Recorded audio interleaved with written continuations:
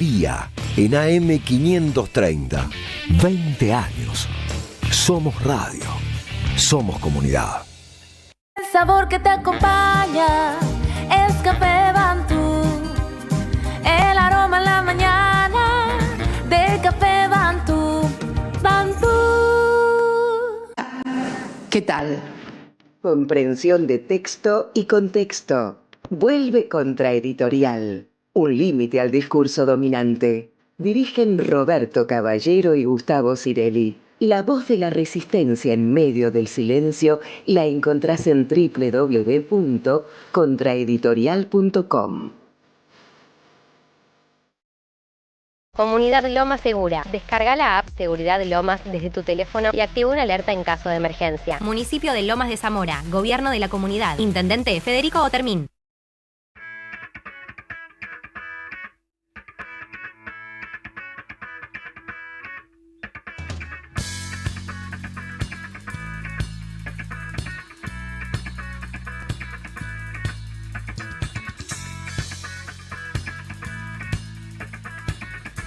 ...19:02 en toda la República Argentina. Y ustedes saben que los martes a esta hora son martes de oración, de consagración, para nosotros que somos feligreses del Ayatollah, señor Atilio Borón, que nos gusta juntarnos a hablar de geopolítica y que además hoy los dos trajimos un look de boina a la par. El de Atilio parece más un etarra de los 80, el mío parece más un obrero anarquista de principio de siglo. ¿Cómo está, Atilio Borón?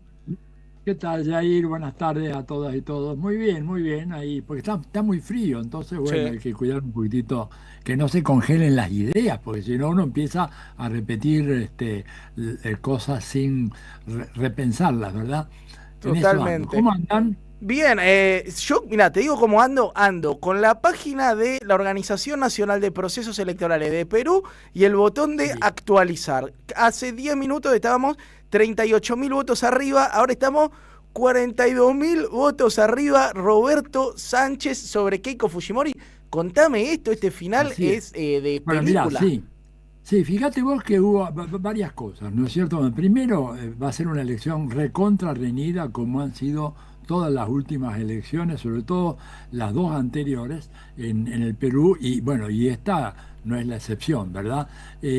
Los datos que sacaron el domingo a la noche en el conteo rápido le daban a Roberto Sánchez 50.3% contra 50.1% de Keiko. Esto hay un error técnico porque tendría que dar 100 los dos, pero bueno, básicamente este conteo era una cosa preliminar, pero bastante serio dentro de todo.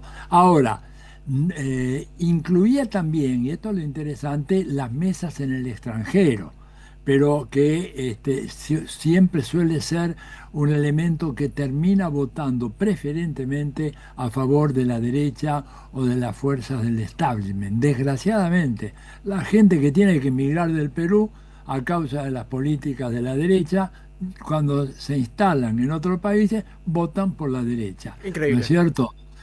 Bueno, eso es una de las grandes paradojas. De todas maneras, los últimos datos, como vos decís, le están dando una ventaja a Roberto Sánchez. ¿Cuánto dijiste? Porque yo te acabo de decir, sí. 42.000 votos arriba 42.000. Estamos, Atilio, 42. Que si no me equivoco fue muy parecido a los resultados de 2016, ¿no? Que también fueron alrededor de 40.000 de diferencia. Sí, también, déjame ver, yo creo que lo tenía por acá. Sí, en el 16, 44.000 votos de diferencia a favor de Pedro Pablo Kuczynski, sí, ¿no es cierto? Y en el 21, cuando gana Pedro Castillo, fueron 56.000 votos la diferencia entre Castillo y Keiko Fujimori. O sea, estamos en una situación en donde el sistema político, el sistema partidario está realmente partido en dos, y esto es una constante que ya lleva más de 10 años. O sea, no es casual todo esto que está ocurriendo, ¿no es cierto? Pero bueno, hay que esperar un poco porque falta todavía contabilizar cerca del 70% de las mesas del exterior, en donde hay una prevalencia ahí de Keiko. Bien. Pero lo bueno es que la participación en esta ocasión ha sido menor que en la elección del 2021. O sea, si bien Keiko ahí puede sacar una mayoría, ¿no es cierto? Sin embargo, es menos la gente de los migrantes peruanos que acudieron al consulado de su respectivo país para ir a votar. ¿Qué más? Bueno, hay todavía votos que tienen que ser incorporados, que vienen de las regiones más alejanas, ¿no es cierto? Más alejadas del Perú, pues en la selva y en la sierra. Ahí los cálculos de algunos expertos, algunos peruanos que están estudiando todo este tema desde hace muchos años, creen que podría sumar 50.000 votos más que Keiko en esas regiones. Regiones muy remotas, de muy difícil acceso, donde no tenés conexión aérea, tenés conexión por tierra, en medio de caminos de ripio, zona muy accidentada y que llegan muy tarde las papeletas para confirmar el voto, ¿no es cierto? Pero claramente me parece que hay que pensar que vamos a tener los resultados recién en unas 3 semanas. Creo que los que están apurados, más bien abstenerse, impacientes abstenerse, esto va a ser muy lento, conteo voto a voto. Keiko ya no se pronunció si respetará o no los resultados, no ha dicho nada. No, y todo indica, Atilio, si uno hace un poco de memoria y recuerda lo que pasó con Pedro Castillo, le sostuvieron esta situación hasta que finalmente dieron el resultado oficial, que todos sabíamos que había ganado Pedro Castillo, pero lo fueron socavando su legitimidad durante estos meses de espera. Entonces, digo, el que se quemó con leche vio una vaca y llora, todo indicaría que van a hacer lo mismo, ¿no? Yo creo que sí, y además nuestro amigo Roberto Sánchez, digo así, nuestro amigo coloquialmente. Sí, nuestro amigo, este programa es amigo. El Sandro Sí. peruano, ya ha dicho que él va a respetar el veredicto de las urnas, cosa que no ha dicho Keiko Fujimori. En general hay una situación de mucha tensión subterránea en el Perú y como vos decís muy bien, hay toda una tentativa de estirar lo más posible, buscar la manera de frustrar esto, pero yo creo que es medio difícil, porque en todas las estimaciones, inclusive la de oficinas de encuestas, consultoras que son más favorables a la derecha y a Keiko, aún ellas dan una situación que dicen empate técnico, para no decir una leve ventaja de Roberto Sánchez, ¿no?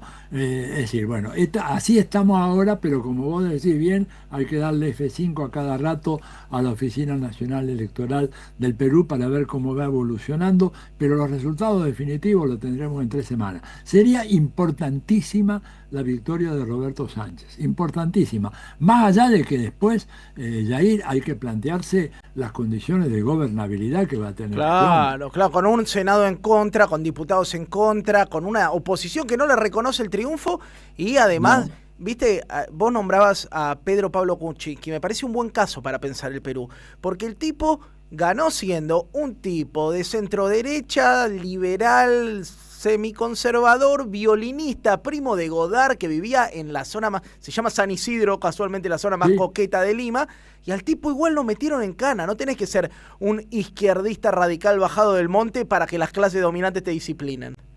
No, y exfuncionario del Banco Mundial, claro. Tenía todas las condiciones, y sin embargo le fue muy mal, terminó preso. Bueno, la mayoría, digamos, de los últimos presidentes del Perú terminaron o presos o fugados, ¿verdad? Como el Cholo Toledo, que se fugó varios años, después lo agarraron, o que se suicidaron, como Alan García, claro. ¿No es cierto? Alan García, que fue un político fundamental del APRA peruano y se suicidó. Así que vamos a ver qué pasa con esto. Yo vuelvo a repetir, sería de una importancia enorme que de alguna manera el Perú marque una diferencia y sea una excepción en esta serie de triunfos de la derecha, triunfos que fueron siempre muy monitoreados y ayudados por Estados Unidos. El Honduras Gate no es sabemos, ¿no es cierto? Acá en la Argentina, en la elección del año pasado, parlamentaria, la intervención de Estados Unidos fue realmente de una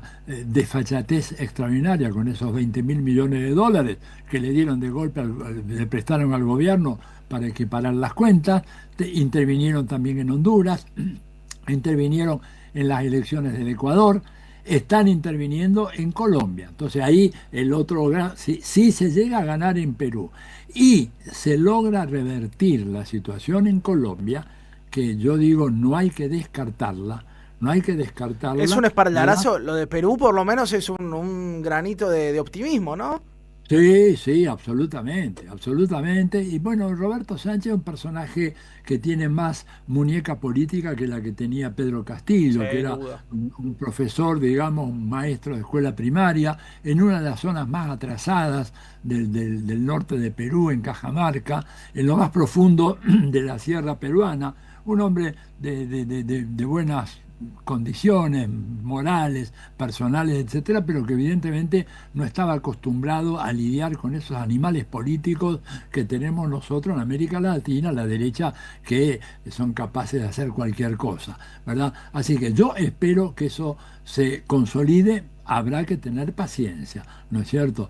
Y espero también de que la campaña en Colombia termine exitosamente a favor de Iván Cepeda.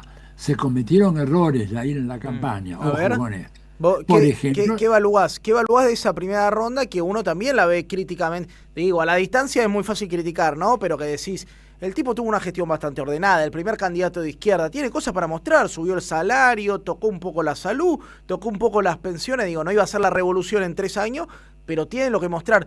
¿Qué falló, Atilio? ¿Qué lees que falló? Primero, que eso que vos decís, el gobierno de Petro no lo mostró.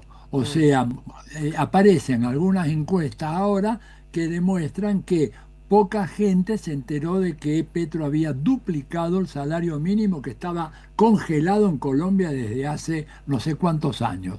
Poca gente sabe de las innovaciones en materia de salud, que fueron pocas. ¿Por qué? Porque el Congreso las bloqueó todas. ¿Verdad? O sea, Petro tiene el Congreso en contra. Petro tiene el Congreso en contra y el Poder Judicial en contra y los grandes medios de comunicación en contra. Está claro entonces que juega en una cancha inclinada, muy en contra de los intereses populares. Y la comunicación del gobierno falló. Un problema crónico de los gobiernos de izquierda ya ir en América Latina, vos lo sabés muy bien, y la gente que está en el ámbito de la comunicación sabe muy bien, son gobiernos que comunican muy mal. Sí, incluso pensando en nuestros propios gobiernos, acá en la Argentina, no se comunicaba con la suficiente insistencia y contundencia las cosas buenas que se estaban haciendo. Entonces, bueno, ese fue un problema. Segundo problema, el triunfalismo. De repente, como vieron que algunas encuestas lo daban arriba a Iván Cepeda, la gente, viste, bueno, Colombia, un país maravilloso, tenés la cumbia, y tenés el ron de Caldas, y tenés todo lo demás. ¿Y para qué vas a ir a votar un domingo a la tarde si te podés quedar en tu casa con tus amigos, tomando, bailando, escuchando música?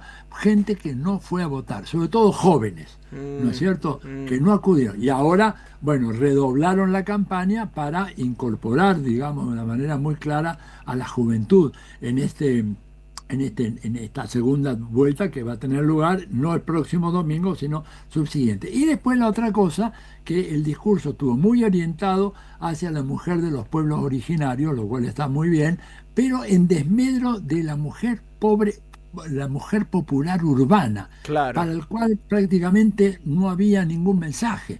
Se dieron cuenta medio tarde, cuando empezaron a aparecer pocos votos, cuando ellos confiaban que haciendo una reivindicación de los derechos de las mujeres originarias, eso abarcaba todo el conjunto de las mujeres de Colombia. Y no es así, hay diferenciaciones claras, horizontales. Una cosa es la mujer que está, digamos, en lo más complicado, digamos, de la Guajira o del Cauca, etcétera, y otra cosa la señora que está en un suburbio de Medellín o de Bogotá, que tiene preocupaciones diferentes a las cuales la candidatura de Iván no se le dedicó mucho tiempo, y esto de alguna manera se vio. Entonces, creo que esos errores están siendo corregidos ahora, además porque están haciendo la campaña un poco más fuerte, denunciando las características de este Abelardo de la Espriella, sí, que es un verdadero sinvergüenza. Escúchame, es un abogado penalista, ha defendido a los principales narcos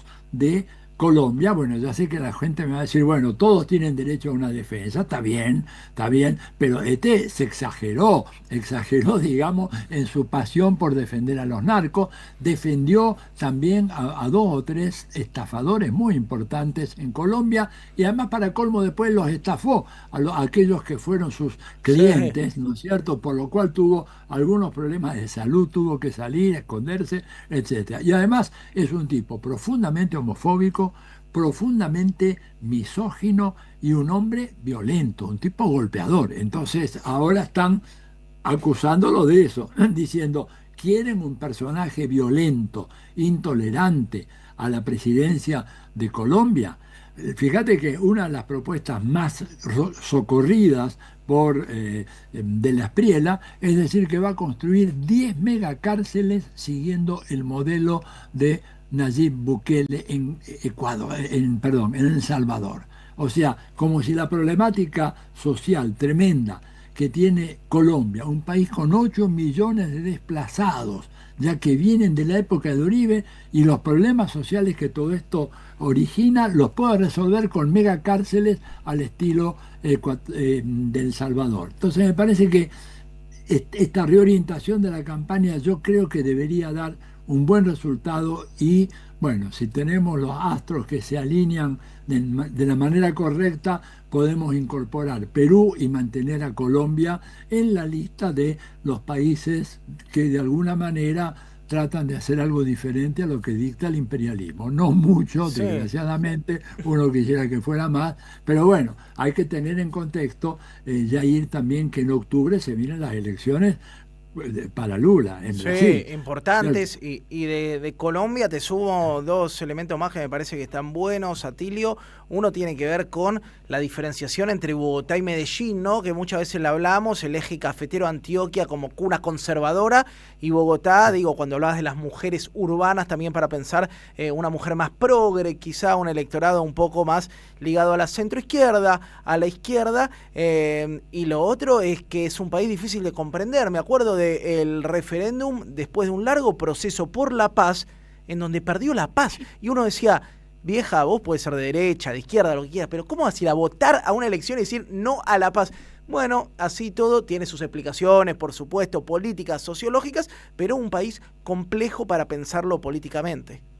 Absolutamente. Yo creo que hay muy pocos casos en donde, en una situación de conmoción interna y de guerra interna, un referéndum por la paz es rechazado por la población. Increíble. Esto, te digo, provocó una crisis fenomenal que fue somatizada por Piedad Córdoba, la brillante senadora, ¿no es cierto?, que hizo tanto por la lucha por la paz en Colombia, por poner fin al conflicto interno, por llegar a un acuerdo de pacificación nacional.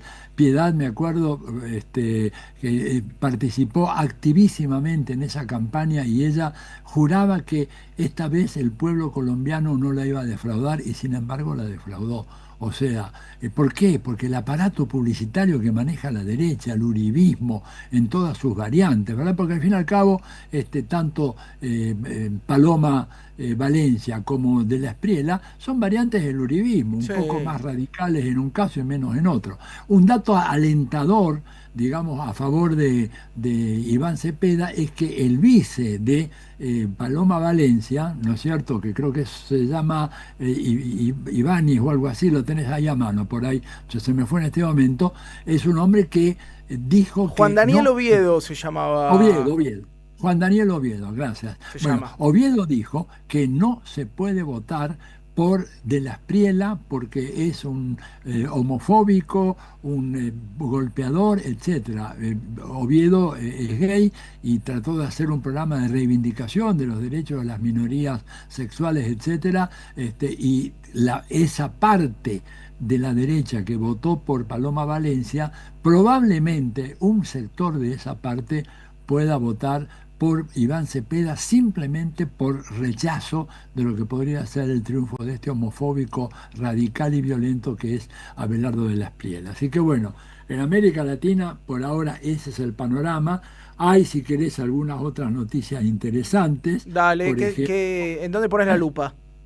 en el Extremo Oriente, porque el lunes, ayer, se produjo el viaje de Xi Jinping a Pyongyang, a la capital de la República Popular Democrática de Corea. Fue recibido con todos los fastos, ¿no es cierto?, por Kim Jong-un, y hubo una serie de declaraciones muy interesantes, en donde Xi Jinping dijo que venía, digamos, después de 7 años que no había visitado Corea, dijo, vengo a visitar esta hermosa ciudad de Pyongyang, ¿no es cierto?, la capital de Corea del Norte, y nuestro objetivo es fortalecer los lazos de cooperación estratégica y política entre nuestros gobiernos y nuestros pueblos.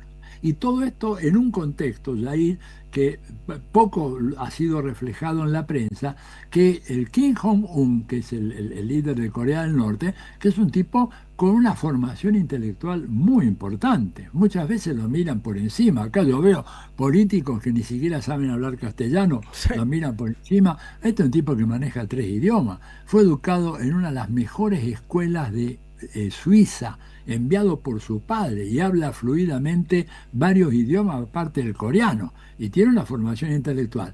¿Qué fue lo que hizo este Kim Jong-un? Bueno, propuso una reforma de la Constitución de Corea del Norte, ¿verdad? Una reforma tendiente a generar mecanismos más ágiles y democráticos en la gestión de la cosa pública, pero sobre todo eliminando una cláusula que estaba en la vieja Constitución, que decía que el objetivo estratégico de Corea del Norte era la reunificación de Corea, con lo cual se desconocía la existencia de Corea del Sur y se preparaba un clima que evidentemente tenía que llevar finalmente a un enfrentamiento bélico. Hostil. Desapareció ese artículo y en su lugar se dice: reconocemos la existencia de un país al sur, Corea del Sur, la República Democrática de Corea, como se llame, es un país que, sin embargo, a pesar de su existencia, es un adversario, pero ya se deja de lado totalmente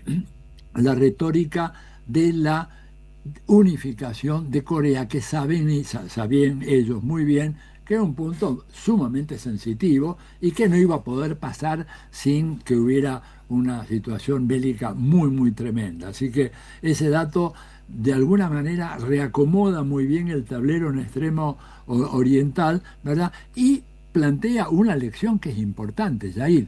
Con Corea del Norte nadie se mete. ¿Y sabe por qué nadie se mete con Corea del Norte? A ver, tomo nota para nuestro país. ¿Por qué? Porque tiene la bomba atómica, porque no está desarmado. Si Corea del Norte hubiera estado desarmada y no contara con un arsenal modesto, es un arsenal pequeño, pero muy efectivo, si no contara con eso, le habrían pasado por encima. Le habrían pasado lo que le pasó a Irak, a Siria, a todos los países de Oriente Medio, ninguno de los cuales, salvo Israel, tiene un arsenal atómico, les pasaron por encima a todos.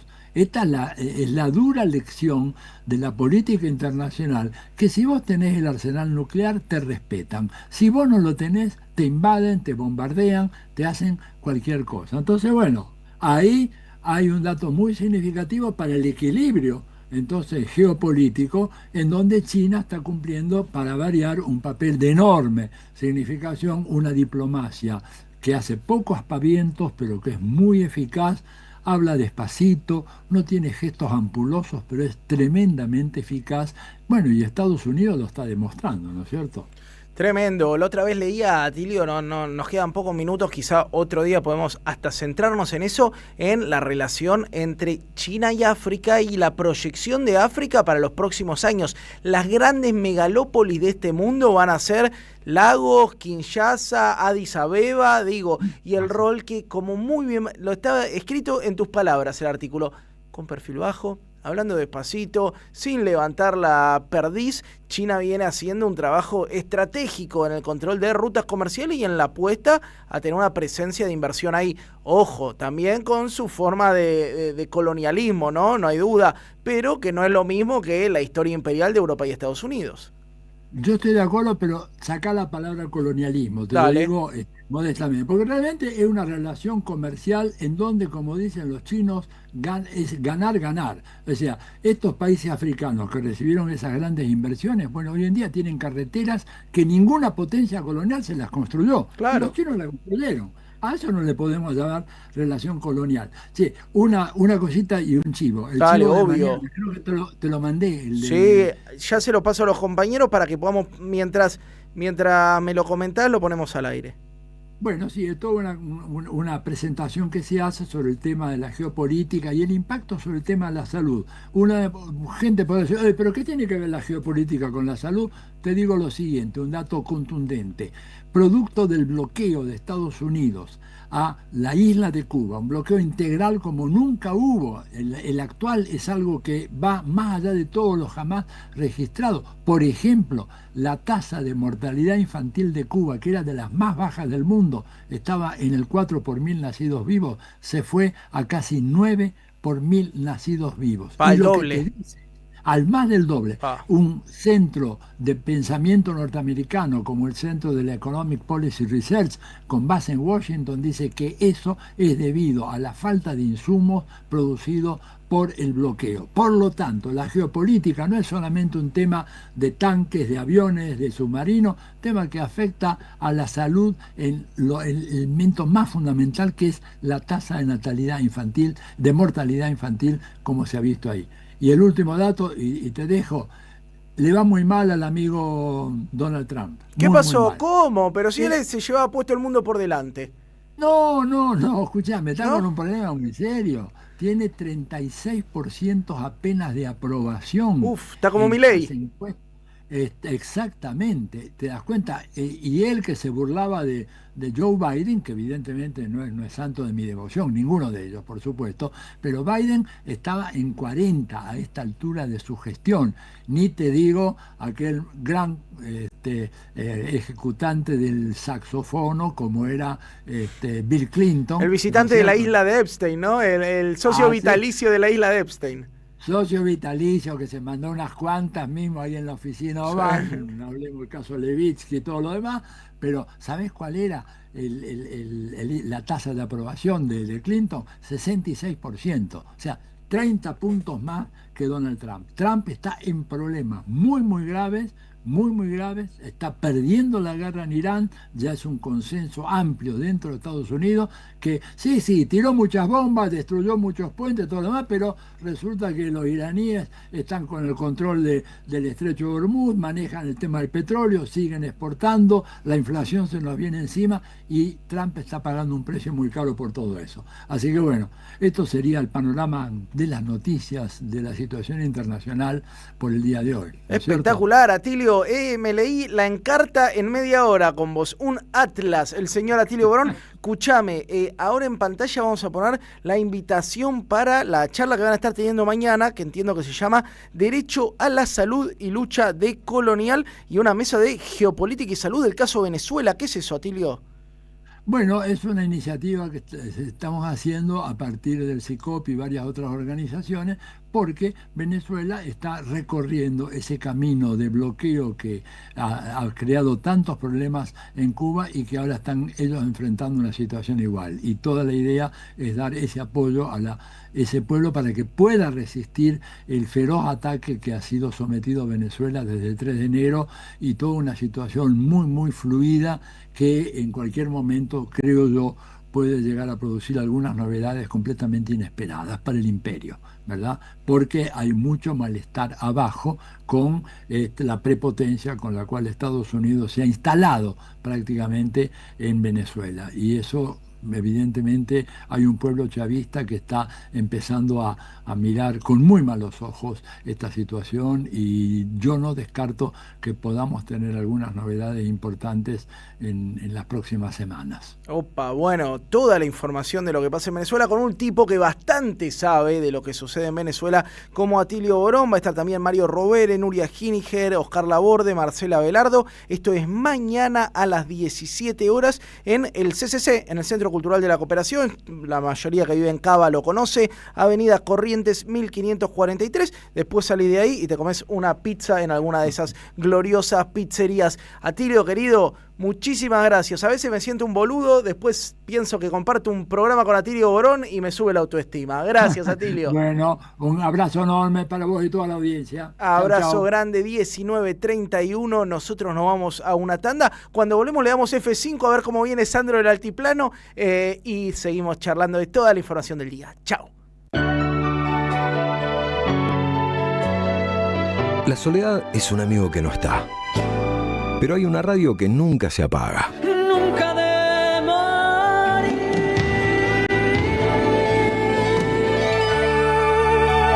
¿Por qué no se puede ser feliz en soledad? Prende la radio. Prendete. AM530. 20 años. Somos radio. Somos comunidad. Manual práctico de oratoria de Rafaela Rastía Mendoza para potenciar el discurso de quienes quieren liderar. Librería Café